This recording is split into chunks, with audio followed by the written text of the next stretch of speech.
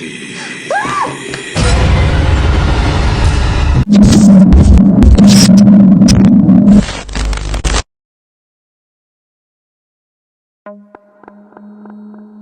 besutan Azhar Kinoy Lubis ini menawarkan premis yang cukup mengerikan, yaitu adalah teror dari arwah korban kanibalisme.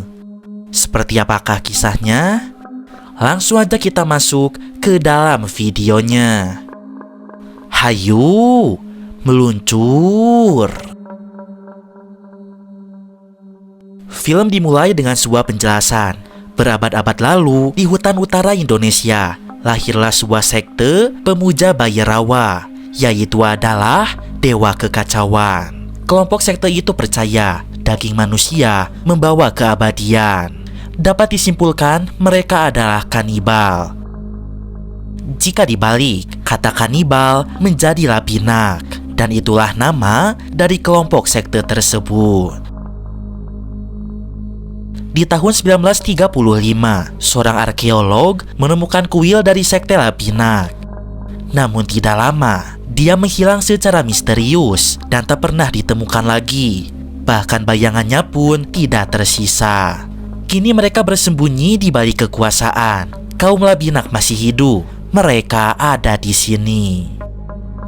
Kaum Labinak masih hidup. Mereka ada di sini. Kemudian adegan memperlihatkan seorang wanita sudah dalam terikat. Wajahnya pun ditutupi oleh topeng rusa. Seketika lehernya dikorok secara mengerikan. Setelah wanita itu tewas, sekte Labinak langsung menyerbunya dengan tujuan untuk memakan dagingnya. Dan film Labinak, mereka ada di sini, baru saja dimulai. Sebelum ke videonya, Mamang mau kasih informasi dulu. Sebenarnya, selain bikin konten, Mamang juga jualan nih, Slur. Jualan apa emangnya, Mang? Mamang jualan cemilan basreng atau bakso goreng. Makanan kekinian yang digemari oleh anak-anak muda sekarang nih. Bakso goreng yang crispy, dibaluti bumbu pedas dengan aroma daun jeruk yang sangat segar. Mamang jamin pedesnya juara, Slur. Kita nggak pelit kasih bumbunya. Cocok banget buat kalian yang suka pedas. Pasti bikin lagi. Yuk, di order sekarang. Mamang taruh link toko Shopee-nya di kolom deskripsi ya. Hatur nuhun. Film berfokus kepada sepasang ibu dan juga anak. Sang ibu bernama Najwa dan anaknya bernama Yanti. Saat itu mereka sedang meneduh di sebuah warung karena tiba-tiba turun hujan dengan sangat deras. Sementara mereka naik sepeda sehingga akan basah kuyup jika menerobos hujannya. Yanti selalu main sosial media. Ia melihat banyak perempuan yang cantik dan berpendidikan tinggi. Ia bertanya kepada ibunya, apakah suatu saat nanti ia bisa seperti mereka. Namun tiba-tiba mereka terciprat oleh air comberan karena ulah mobil yang ngebut Slur. Sontak Yanti berkata kasar karena ia sangat emosi. Hei, udah berapa kali sih ibu bilang? Yanti berujung ditegur oleh ibunya. Kemudian Yanti minta maaf karena telah berbicara kasar. Mohon maaf ya ibu. Tidak lama hujan reda. Saat akan pulang, tas milik Yanti resletingnya rusak. Ibu mengatakan sabar, gaji honorernya sebagai guru akan turun. Nanti ibu akan membelikan tas baru untuk Yanti, sekalian membenarkan atap rumah yang sudah bocor. Sesampainya di rumah, terlihat ada mobil terparkir di sana. Rupanya ada seorang tamu yang sejak tadi menunggu mereka. Tamu itu bernama Ibu Diana. Dia adalah perwakilan dari Yayasan Payung Emas. Ibu Diana kenal kepada Najwa, namun Najwa tidak mengenalinya. Bu Najwa, barangkali Bu Najwa masih ingat dengan saya. Tapi sepertinya Bu Najwa sudah lupa deh sama saya. Ternyata Najwa lupa. Saat dulu, 16 tahun yang lalu, dia pernah mendapatkan beasiswa kuliah gratis dari Yayasan Payung Emas karena telah berhasil memenangkan perlombaan di Jakarta. Dan saat dulu, Ibu Diana yang memberikan beasiswa itu kepada Najwa. Najwa sangat minta maaf, ia sudah lupa. Dan ia rasa Ibu Diana sangat awet muda, karena sejak 16 tahun yang lalu wajahnya tidak berubah. Maaf Bu, soalnya Ibu kelihatan muda banget. Rahasianya makan sehat, olahraga teratur. Alasan Ibu Diana datang ke sini adalah untuk memberikan sebuah penawaran. Sekarang di Yayasan Payung Emas sedang kekurangan tenaga pengajar. Ia ingin Ibu Najwa menjadi guru di sana. Lagi pula saat dulu Ibu Najwa dikuliahkan oleh yayasan tersebut. Jadi sudah seharusnya dia mendedikasikan atau memberikan manfaat ilmunya kepada yayasan juga. Najwa tak menerima tawaran itu begitu saja. Entah mengapa ada perasaan janggal di hatinya.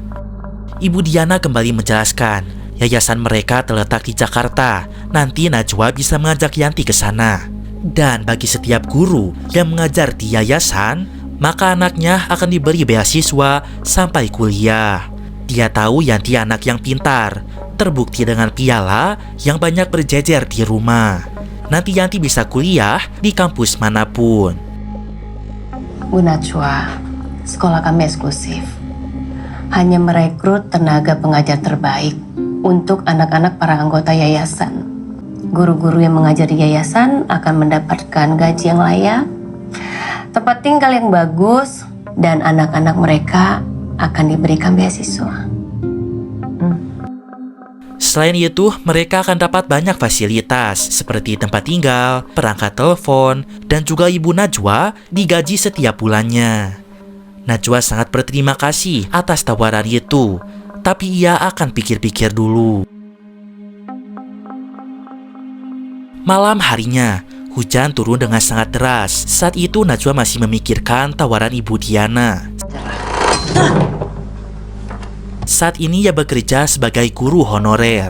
Sampai kapanpun ia tak akan bisa membiayai anaknya untuk kuliah. Sementara sebentar lagi Yanti akan lulus SMA. Lalu dia pun melihat selembaran koran yang selalu ia simpan, yaitu tentang sebuah kasus pemerkosaan gadis muda di Jakarta yang sudah sangat lama belum terungkap. Najwa mengetahui Jakarta bukanlah kota yang aman. Itu salah satu alasan dia mempertimbangkan tawaran Ibu Diana. Ia takut sesuatu terjadi kepada dirinya dan juga anaknya. Kemudian terdengar jeritan Yanti di kamar. Ternyata atapnya jebol karena air hujan. Akibatnya celengan Yanti menjadi pecah. Dan uang yang ditabung selama ini menjadi hancur karena basah sulur. Yanti sangat sedih. Sudah lama ia mengumpulkan uang itu dengan tujuan biaya kuliahnya, supaya nanti tidak merepotkan ibu. Yanti sangat ingin berkuliah, guys. Keesokan harinya, akhirnya Najwa memutuskan untuk menerima tawaran menjadi guru di Yayasan Payung Emas. Yanti senang sekali, ia sangat berterima kasih kepada ibunya. Perjalanan mereka tempuh untuk pertama kalinya Yanti melihat kemegahan ibu kota dan banyak gedung tinggi di sepanjang perjalanan. Beberapa lama kemudian, mereka hampir sampai. Supir membelokkan mobil ke arah pemakaman umum. Hal itu membuat Najwa bertanya, tapi sopir mengatakan jalannya sudah benar. Di depan adalah gerbang Yayasan Payung Emas. Sesampainya, mereka pun disapa oleh Ibu Diana. Najwa langsung bertanya, apakah ini benar-benar Yayasan Payung Emas? Tetapi mengapa di depan ada tulisan pemakaman umum?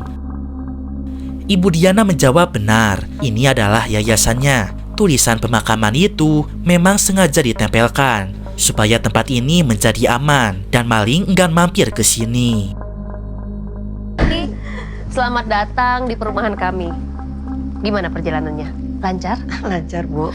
Kemudian, Najwa dan Yanti diberi kunci rumah. Mereka akan tinggal di sana selama ada di yayasan ini. Tampak Yanti sangat terpukau dengan rumah tersebut. Kemudian Najwa melihat ada wanita tua di atas balkon yang ada di seberang rumah. Namanya adalah Oma Ida. Dia merupakan ibu dari pemilik yayasan ini. Namanya Lucius. Saat itu Lucius menyapa Najwa juga. Ia harap Najwa betah tinggal di yayasan ini. Dan terlihat pula ada anak perempuan cantik, namanya adalah Eva. Dia merupakan anaknya Lucius. Dan nanti, Yanti akan satu kelas dengan Eva. Setelah itu, Najwa juga bertemu dengan Yudas. Dia adalah guru di sekolah ini juga. Namun dia tidak mengajar mata pelajaran, tetapi lebih mendengarkan curhatan dari para siswa. Ibaratnya dia itu adalah guru bimbingan konseling. Malam harinya, Najwa sudah beres membersihkan rumah yang menjadi tempat tinggal barunya. Saat sedang naik tangga, ia terkejut karena melihat banyak kaki buntung sulur. Namun saat dilihat lagi, kaki itu tidak ada. Keesokan harinya, di sekolah Akademi Payung Emas, Najwa mulai bekerja. Dia mengajar pelajaran fisika. Saat itu dia melakukan eksperimen, di mana tangannya terbakar, tapi tak terasa panas. Najwa menjelaskan, hal itu disebabkan tangannya telapisi oleh cairan. Jadi yang terbakar bukan kulitnya. Ada yang tahu? Karena yang terbakar bukan kulit kita. Lonceng pulang sudah berdering. Sebelum bubar, Najwa memberi tugas. Minggu depan para muridnya harus membentuk sebuah kelompok yang beranggotakan 5 orang. Nanti mereka akan presentasi tentang cara membuat api, tapi bikin apinya tidak boleh pakai korek api. Lalu kemudian, seorang murid mendatangi Najwa. Dia ingin izin minggu depan tidak bisa mengerjakan tugas kelompok karena kakeknya berulang tahun. Najwa pun mengizinkannya. Dia bertanya, "Memangnya berapa usia kakek kamu?" Murid itu menjawab, 120 tahun. Najwa sedikit terkejut saat mendengarkan hal itu. Mungkin kakek tersebut panjang umurnya. Soalnya minggu depan kakek saya ulang tahun. Oh iya nggak apa-apa. Ulang tahunnya keberapa kakeknya? Ke 120. Terima kasih ya, Miss. Kemudian Najwa melihat di samping pintu kelas ada seorang perempuan berdiri di sana.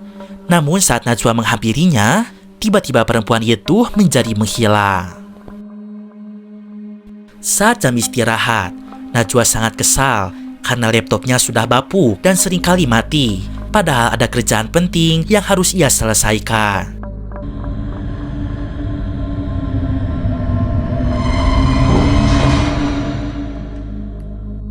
Dan saat itu, Najwa terkejut karena melihat ada sosok di balik kain putih yang berlumuran darah. Namun seketika, sosok itu menghilang. Ketika menolehkan badan, sosok perempuan di depan pintu kelas tadi tiba-tiba ada di ruangannya. Rupanya dia bernama Ratih. Dia juga guru di sekolah ini. Dia mengajar bahasa Indonesia. Ia bertanya, apakah Najwa betah di rumah barunya? Panggil aja Ratih. Saya ngajar bahasa Indonesia. Saya Najwa, ngajar fisika. Namun, tidak lama bel berdering. Ratih segera pergi untuk mengajar kembali. Namun saat itu, Najwa melihat ada noda menstruasi di bagian belakang ibu Ratih. Najwa segera menutupinya oleh jaketnya. Ratih mengucapkan terima kasih. Ia mengatakan Najwa adalah orang baik. Tidak lama kemudian, Yudas datang ke ruangannya. Dia ingin memberikan makanan untuk ibu Najwa, yang mana itu adalah pemberian dari ibu Diana. Selain itu, Najwa pun diberikan HP dan juga laptop merek Ipong. Itu adalah fasilitas dari yayasan agar pekerjaannya menjadi lancar. Dan Najwa pun sangat senang sekali. Sepulangnya dari sekolah, saat itu Najwa melihat Pak Lucius ada di sebuah lahan terbuka. Najwa menyapanya.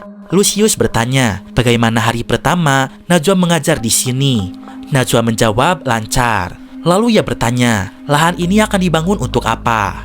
Lucius menjawab, untuk dijadikan peternakan spesial. Dia akan ternak banyak sapi Kobe. Karena selur, rasa dagingnya enak, gampang dikunyah, dan kualitasnya terbaik. Mau dibangun apa, Pak? Peternakan spesial. Tahu nih kan, daging Kobe, gampang dikunyah, kualitas terbaik. Belakangan ini, ia sedang khawatir dengan kondisi daging yang ada di pasaran, yang terus-menerus terkontaminasi oleh racun, mikroplastik, dan masih banyak lagi.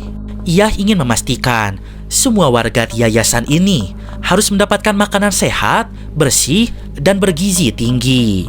Tapi belakangan ini saya cukup khawatir dengan kualitas daging yang menurun terus karena terkontaminasi racun, mikroplastik, dan masih banyak lagi.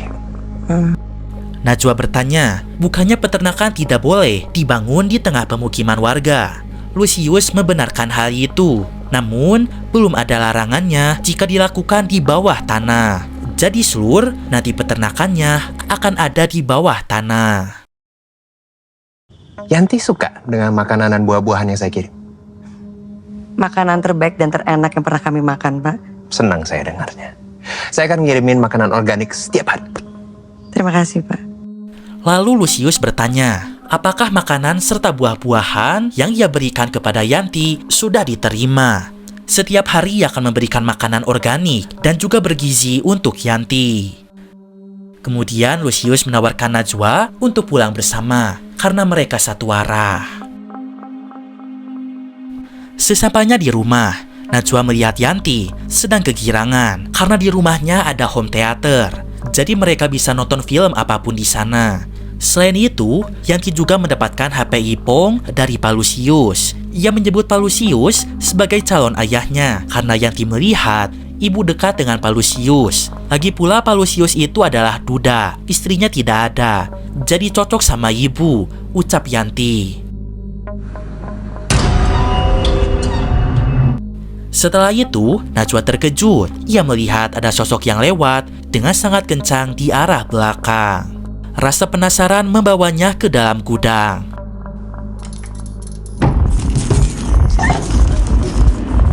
Di sana ia melihat ada sesuatu yang tinggi, tertutup oleh kain. Namun ketika dibuka, ternyata itu adalah lampu. Kemudian Najwa menemukan sebuah buku yang terlihat sangat aneh. Di halaman awal, dia melihat ada sebuah tanggal 20 Desember tahun 2003. Dan juga ada foto seorang perempuan dengan topeng rusa di wajahnya. Serta di samping kanan kirinya, ada perempuan-perempuan lainnya. Kemudian Najwa membawa buku itu. Di sana ada banyak tulisan tikus. Lalu, di sebuah halaman, tertulis kata Lapinak. Dan di bawahnya ada sepenggal puisi. Engkau terbaring di atas kuburan, ribuan kembang putih terhampar, langit di atas merah tembaga. Kematian adalah tidur yang panjang, diiringi dengan tarian. Atasmu merah tembaga. Kematian hanyalah tidur panjang, diiringi tarian. Najwa memotret tulisan itu, dan ia pun tidak mengerti apa arti dari tulisannya. Kemudian, apel yang sedang ia makan seketika berubah menjadi jantung. Saat dilempar, jantungnya berubah menjadi apel lagi. Saat Najwa akan pergi ke kamar, seketika lampu mati. Dan ketika saklar dinyalakan, tiba-tiba sosok pocong ada di sebelahnya. Ia berkata, "Pergi." Sementara di kamar, Yanti sedang asyik main sosial media. Lalu dia melihat ibunya berdiri di depan pintu. Saat itu Najwa ketakutan. Dia pun ingin tidur dengan Yanti malam ini. Keesokan harinya, Najwa makan siang dengan masakan buatan Ibu Diana. Entah mengapa, Najwa dan Yanti anaknya selalu diberikan makanan setiap harinya. Seolah makanan mereka dikontrol gitu, Slur. Lalu, Najwa disuruh mengisi formulir yang seharusnya diisi sebelum Najwa mengajar di sini. Dan saat itu, tanpa sengaja Najwa memecahkan gelas.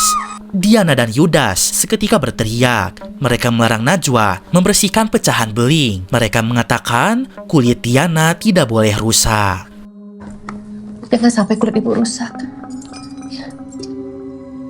Kemudian Najwa berkata, jika semalam dia menemukan buku jurnal di dalam gudang. Di sana ada foto perempuan bertopeng rusa. Ibu Diana menjawab, itu adalah foto Ibu Sri. Dulu dia guru juga di sekolah ini. Namun dia sudah pergi ke luar negeri dan mengajar di sana dengan alasan gaji yang lebih tinggi. Namun, Najwa rasa buku itu bukan buku biasa. Di sana ada puisi tentang kematian, ada tulisan arwah, dan juga banyak angka seperti sebuah simbol. Rasanya janggal. Ia juga berkata jika rumahnya berhantu. Semalam ia melihat penampakan. Seketika Najwa ditertawakan karena dia adalah seorang guru sains, tetapi percaya dengan hantu. Najwa berkata apa salahnya, karena energi yang tidak terlihat belum tentu tidak ada. Energi yang tidak terlihat bukan berarti tidak ada. Kemudian Ibu Diana pergi. Yudas mengatakan Ibu Diana tidak percaya hantu. Lalu ia menjelaskan secara sisi psikologi, sosok hantu yang dilihat oleh manusia bukanlah sosok hantu sungguhan, tetapi bisa jadi rasa trauma mengerikan di masa lalu sehingga menjadi halusinasi. Di sisi lain, terlihat Ibu Diana keluar dari peternakan bawah tanah. Ia membawa keranjang berisi full daging.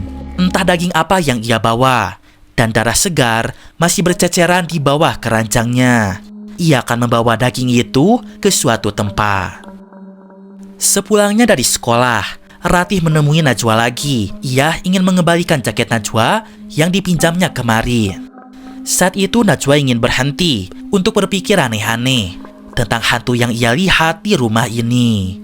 Ia tahu Yanti anaknya senang tinggal di sini. Tidak adil rasanya jika ia memutuskan untuk pergi, padahal anaknya bahagia di sini. Ia pun akan lebih banyak mengobrol dengan Pak Yudas agar pikirannya lebih rasional. Ratih mengatakan, ikuti saja apa kata hatimu. Emangnya kamu yakin Yudas itu orang yang baik? Kemudian Ratih memutar sebuah lagu. Ia pun mengajak Najwa untuk menari bersama. Saat itu Ratih menari dengan gerakan yang sama seperti para sekte Labinak Sulur. Saat itu, Yanti baru pulang sekolah. Ia melihat ibunya menari sendirian. Dan ternyata Ratih itu bukanlah manusia, tetapi dia adalah sosok gaib. Tiba-tiba listrik mati. Najwa sadar Ratih tidak ada. Dan terlihat pintu rumah tertutup dengan sendirinya. Itu adalah sosok Ratih yang baru keluar dari rumah. Yanti kemudian keluar dari kamar. Dia bertanya apa yang terjadi. Najwa curiga listrik mati karena ulah tikus-tikus yang ada di rumah ini. Keesokan harinya, Yanti main ke rumah Eva, anaknya Pak Lucius. Di sana Yanti melihat banyak tas cantik dan juga make up. Yanti sangat jarang dandan. Saat itu, Eva memoles bibir Yanti dengan lipstik. Hasilnya sangat cantik. Kemudian mereka pun foto bersama. Yanti bertanya, emangnya ibu kamu gak akan marah? Saat itu Eva seketika terdiam. Ternyata ibunya sudah meninggal. Ibunya meninggal karena bundir Sulur. Eva jadi ingat, saat bundir, ibunya pakai lipstik yang sekarang dipakai oleh Yanti. Eva memeluk ibunya. Waktu itu ibunya sangat cantik, namun tubuhnya sudah dingin. Yanti mengatakan Eva jangan sedih. Sekarang Eva bersyukur ada Yanti di hidupnya, sehingga tidak kesepian lagi. Ia menganggap Yanti sebagai saudaranya sendiri. Kemudian mereka dihampiri oleh Oma Ida. Ia memberikan mereka minuman segar. Saat itu, Oma mengajak Yanti untuk liburan ke villa keluarga esok hari. Yanti mau saja, tapi harus minta izin dulu kepada ibunya. Yanti sangat diterima di keluarga itu, dan Pak Lucius tampak senang kepadanya. Ibu sudah mengetahui tentang hal itu, dan dia pun mengizinkan Yanti. Lalu dia menelepon Ratih. Dia ingin Ratih menginap di rumahnya selama Yanti pergi, karena ia takut tinggal sendirian. Saat itu Najwa terkejut, karena melihat seorang tikus keluar dari tong sampah. Kemudian Najwa melihat Yanti tidak ada di kamarnya. Dia belum pulang, masih ada di rumah Eva. Saat itu, hujan turun dengan deras. Najwa berniat akan menjemput Yanti ke rumah sebelah. Namun tiba-tiba, ada sosok seram dari atas payung. Dia menyuruh Najwa untuk segera pergi. Najwa yang takut masuk ke rumah lagi. Tidak lama dari itu, pintu terbuka dengan sendirinya. Tapi ternyata itu adalah Yanti. Yanti dimarahi saat itu karena ia pulang lupa waktu. Namun Yanti tidak terima dimarahi. Ia malah melawan lalu pergi ke kamarnya. Ketika sedang nyenyak tidur, Yanti pun terbangun karena mendengarkan suara aneh. Suara itu dari dalam lemari.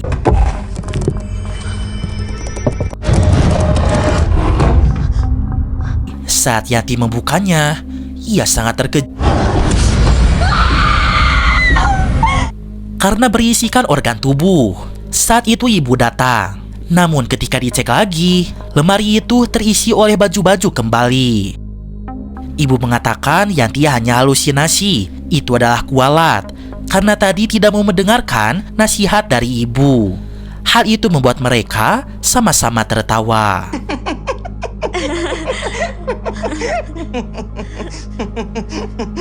Namun ada yang aneh dengan ibu. Dia terus tertawa tanpa henti. Lalu terlihat tubuh ibu mengeluarkan darah. Kemudian ibu mendekat ke arah Yanti. Di tangannya pun sudah ada jantung. Dia memaksa Yanti untuk memakannya. Namun ternyata itu adalah mimpi buruk. Setelah bangun dari tidur, Yanti melihat di sampingnya sudah ada hadiah. Itu pemberian dari ibu. Ada tas, sepatu, dan juga tumbler untuk Yanti liburan di villa nanti. Ibu beneran gak apa-apa ditinggal sendirian. Badannya anget loh. Yanti pun akan berangkat. Dia bertanya ibunya yakin akan ditinggal sendirian di rumah ini. Padahal sekarang badan ibu agak demam. Ibu menjawab yakin. Pokoknya Yanti tenang saja. Nanti juga akan ada temannya, yaitu Ibu Ratih yang menemaninya di rumah. Saat siang hari, Najwa melihat berita di TV. Saat ini, Yayasan Payung Emas sudah 50 tahun konsisten memberikan beasiswa nasional. Hal itu mengingatkannya saat dulu pernah mendapatkan beasiswa itu. Lalu terdengar suara keras dari belakang. Saat Najwa mengeceknya, tidak ada apa-apa. Padahal ada sesuatu di sana. Seketika tangan mengerikan muncul sulur.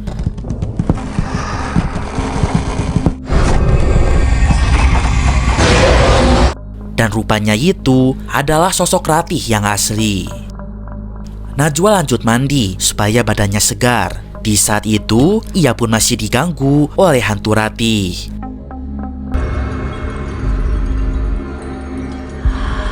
Lalu Najwa melihat ada tulisan darah di cermin. Kamu akan mati.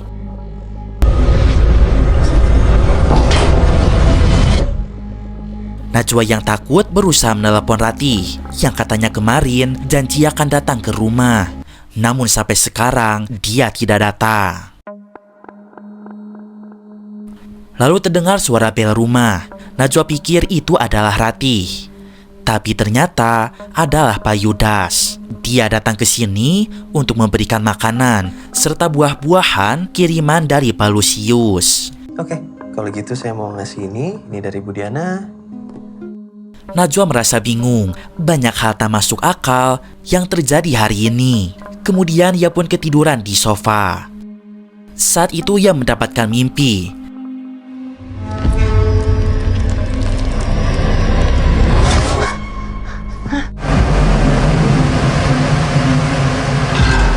Di mana perempuan bertopeng rusa itu menghampirinya dan terlihat sambil membawa organ mata yang sangat banyak. Kemudian ia mendapatkan penglihatan jika itu adalah mata-mata dari para korban sekte Lapina.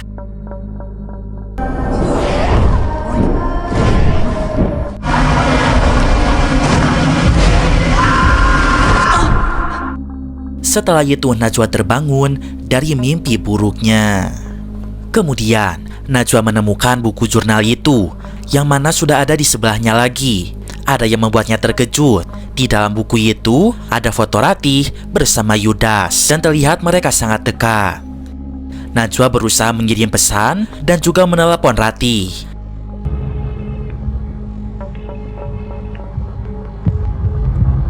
Namun nahas tak kunjung ada jawaban. Malam harinya, Najwa sangat penasaran tentang Ratih, guru bahasa Indonesia yang mengajar di sekolah Payung Emas. Lalu keluarlah banyak artikel.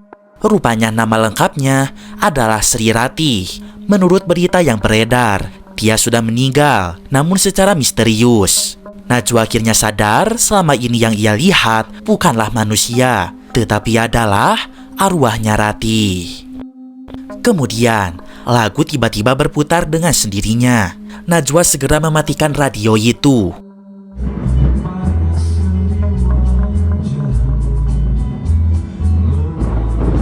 Seketika musik menyala kembali. Maka Najwa segera mencabut semua listrik pada radio itu supaya musiknya benar-benar berhenti. Kemudian Najwa yang takut masuk ke kamar. Yanti menelepon. Ia sedang asyik bermain dengan Eva. Halo Ibu. Najwa terlihat ketakutan. Ia bertanya, Yanti kapan pulang? Namun Yanti akan menginap di villa selama 3 hari. Jadi ia tak bisa pulang cepat. Lalu seketika HP Najwa mati dan susah dinyalakan. Kemudian HP menyala kembali. Saat itu ada pesan dari Ratih yang mengatakan sudah ada di depan pintu. Dan dia minta Najwa untuk membuka pintu rumahnya.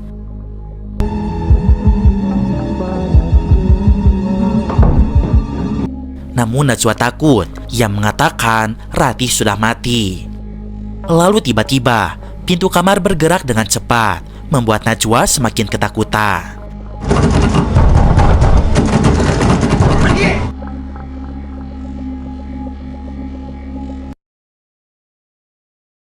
Keesokan harinya, tak ada pilihan lain. Najwa menelepon Yudas untuk datang ke rumah. Yudas menyiapkan sarapan untuk Najwa. Nanti setelah makan, dia harus minum obat.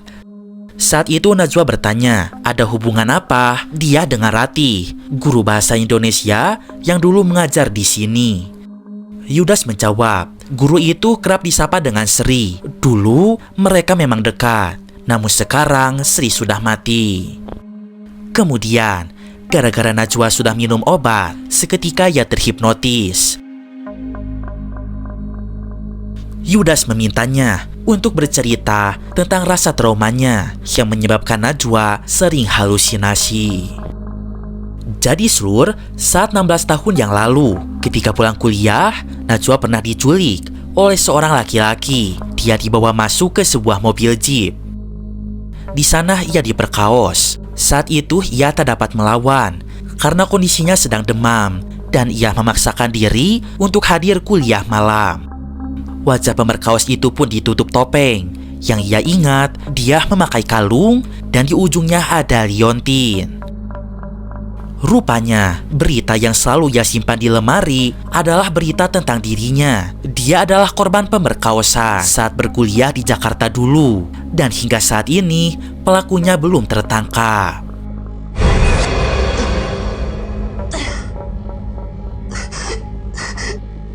Setelah sadar dari hipnotis, Najwa melihat Yudas di lehernya memakai kalung. Ia segera menodongkan pisau. Ia curiga Yudas yang telah memperkaosnya. Namun rupanya, kalung Yudas berbeda. Tidak ada liontin di ujungnya.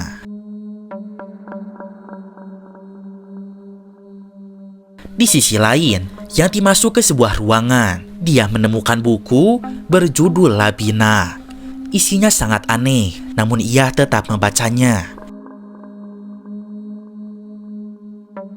Tidak lama kemudian Pak Lucius datang. Oh ya? Di mana? Dia bertanya, Yanti rencananya akan kuliah di mana? Lucius memberi saran agar kuliah ke luar negeri. Jika Yanti bergabung dengan keluarganya, maka hal itu pun bisa dicapai oleh Yanti.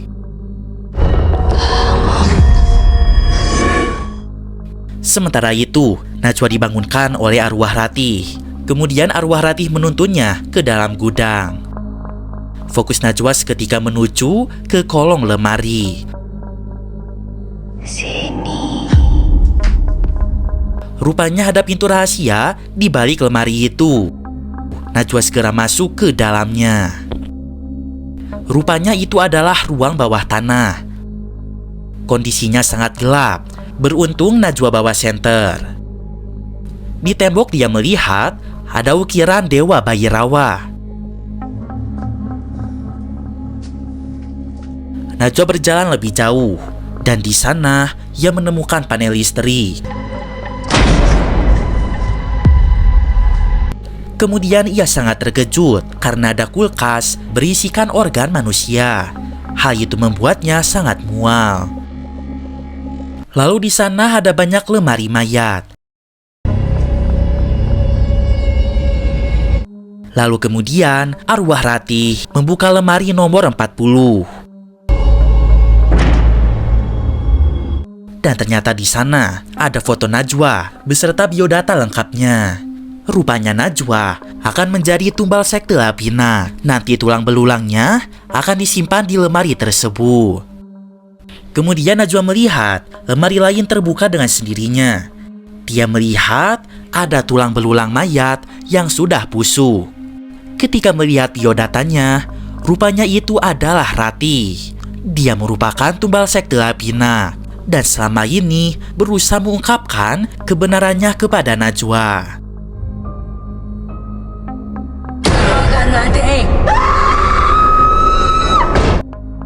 Najwa yang takut kemudian bergegas untuk keluar dari ruangan itu.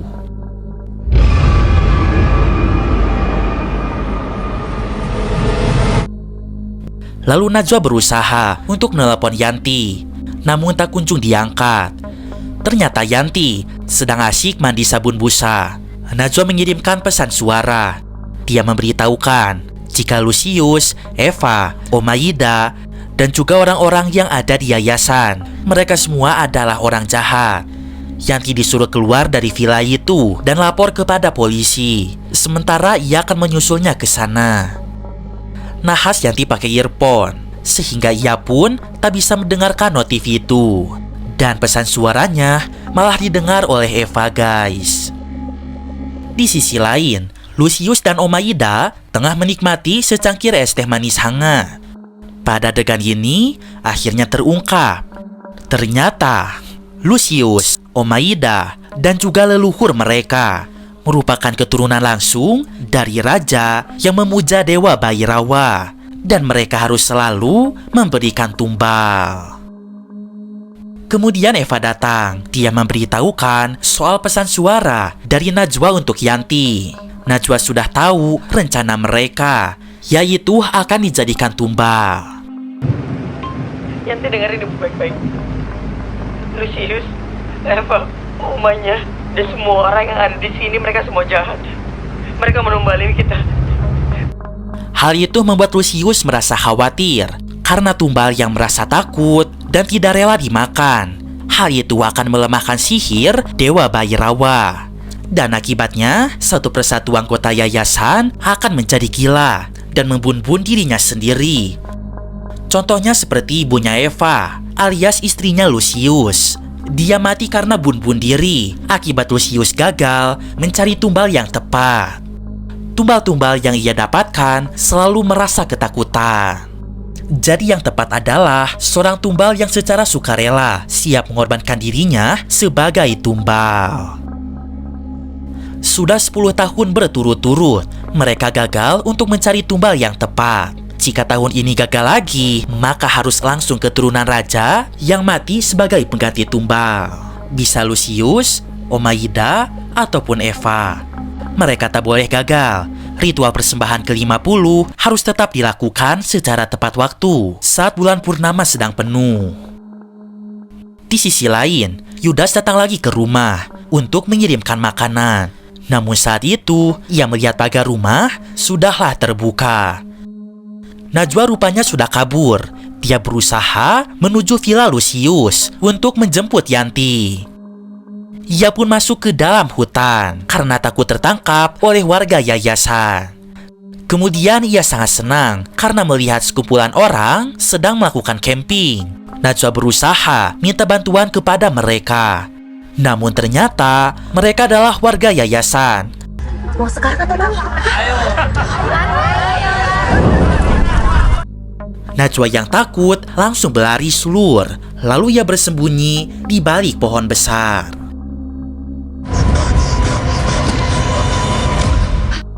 Tiba-tiba, warga yayasan sudah ada di belakangnya. dan kemudian mencekik Najwa. Najwa berhasil kabur lagi. Ia berlari sangat kencang dan kemudian kakinya tersandung. Seekor anjing hitam tiba-tiba muncul dan ia pun hampir menyerangnya. Ternyata anjing itu milik Yudas. Ia menyuruh Najwa agar tenang. Yudas kemudian mengambil suntikan. Tidak pakai lama lagi, ia segera membius Najwa. Sehingga pada saat itu, Najwa tidak sadar diri.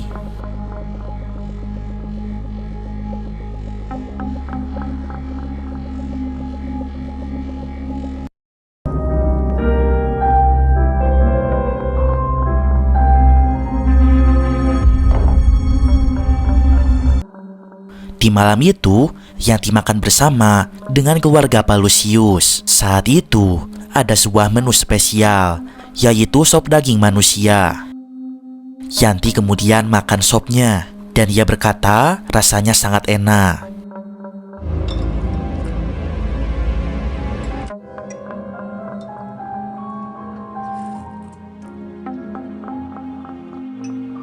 Kamu senang tinggal sama kami? Pak Lucius bertanya, apakah Yanti ingin menjadi bagian dari keluarga ini? Dan Yanti menjawab ingin. Ia pikir Pak Lucius akan melamar ibunya. Tetapi saat itu, Eva berdiri. Ia berbisik di telinga Yanti, di mana ibunya tidak akan dilamar, akan tetapi dijadikan tumbal. Seketika kepala Yanti ditarik, kemudian ia dipaksa untuk minum segelas darah.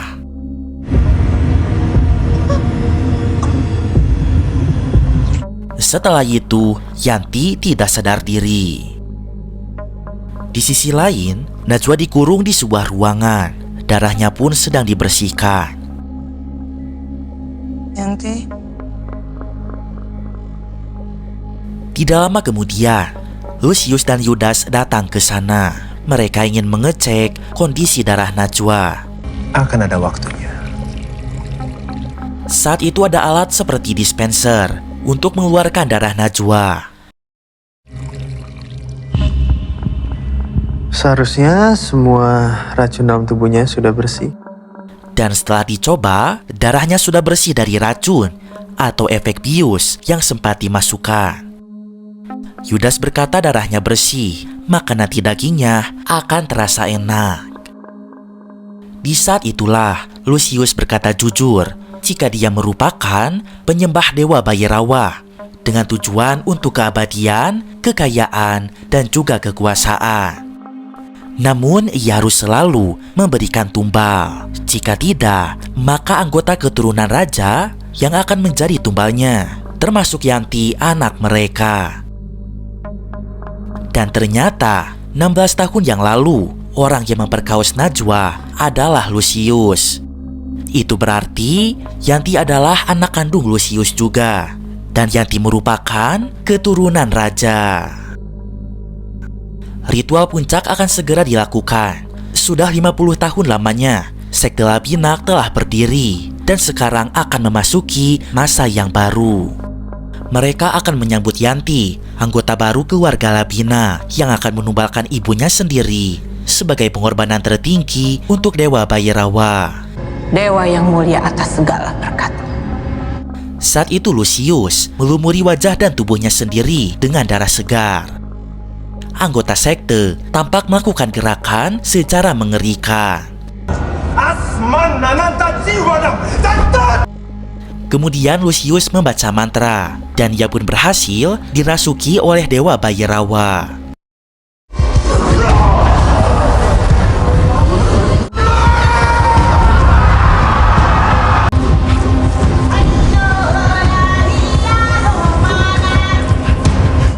Lucius menyayat tangannya. Semua anggota Labina berebut mengambil darahnya, darah sang Bhairava.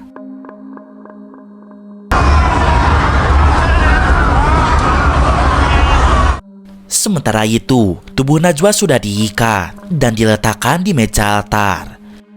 Lucius datang dengan sebuah pedang. Kemudian, ia mengukir simbol Labinak di kening Najwa.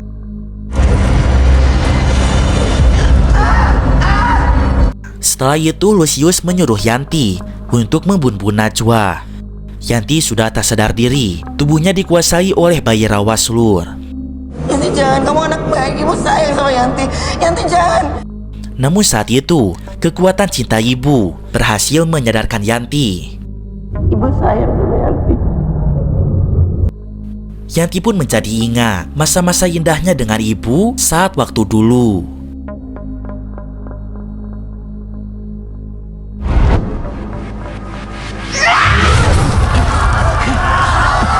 Setelah sadar, Yanti langsung menusuk leher Lucius.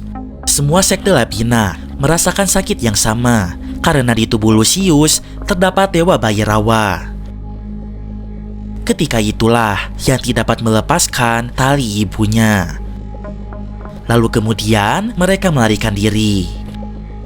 Sementara itu, Lucius dapat menyembuhkan dirinya sehingga lukanya seketika menghilang. Najwa dan Yanti berlari ke ruangan lemari mayat. Di sana Najwa menyuruh anaknya untuk berpencar, sembunyi di salah satu lemari supaya mereka tidak ketahuan. Najwa!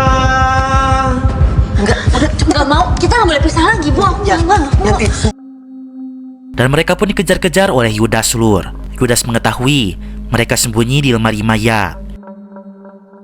Ia tahu pasti Najwa bersembunyi di lemari 40 karena itu memang tempat untuknya. Masa orang secerdas kamu nggak paham? Hah? Tapi ternyata tidak ada di sana. Lalu di bayangan pisau, terlihat arwah Ratih di belakang Yudas. Ratih sangat dendam kepada Yudas. Dia akan balas dendam apa yang telah Yudas lakukan kepadanya. Perutnya seketika dikuliti hingga terlihat organ dalamnya.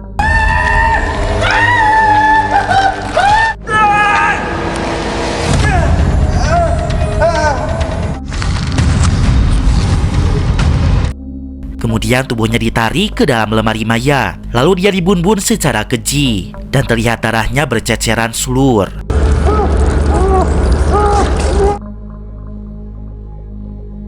Setelah itu Najwa dan Yanti dapat bertemu kembali. Mereka lalu bergegas untuk kabur lagi. Namun mereka dihadang oleh anggota sekte lainnya. Tak ada jalan keluar. Dari arah depan muncul Ibu Diana yang siap menangkap mereka. Akhirnya mereka berdua tertangkap. Lucius segera menarik Yanti. Tumbal untuk dewa bayi rawa harus merasa sukarela dijadikan tumbal. Jika merasa terpaksa, maka tumbalnya akan gagal. Maka dari itulah Lucius bertanya kepada Yanti, apakah dia ingin menggantikan posisi ibunya sebagai tumbal. Yanti pun bersedia untuk menukar posisinya karena ia tidak sanggup hidup tanpa ibu.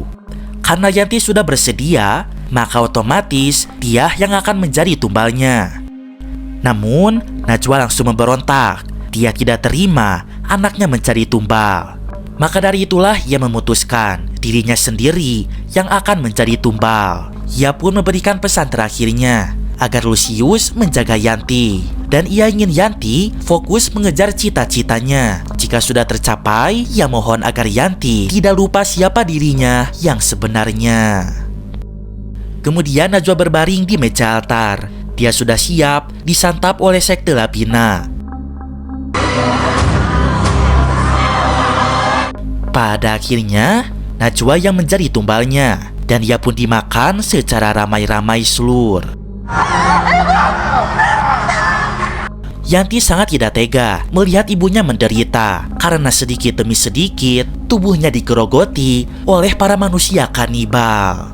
Maka dia pun menusuk jantung ibunya agar ibu tidak merasakan penderitaan terlalu lama. Yanti pun berjanji akan selalu menyayangi ibunya.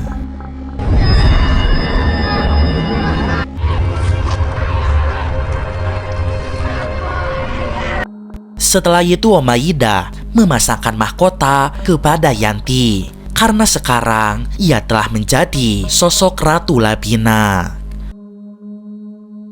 Film kemudian ditutup dengan 2 tahun kemudian. Seperti biasa, Ibu Diana menjebak orang lain untuk dijadikan tumbal selanjutnya.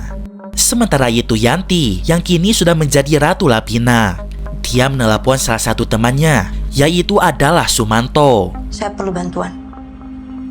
Kamu lapar kan? Datanglah kemari, Sumanto. Sudah lama gak makan enak. Sumanto diminta untuk datang ke rumahnya karena ada tumbal yang bisa dia makan. Dan film pun berakhir. Food too.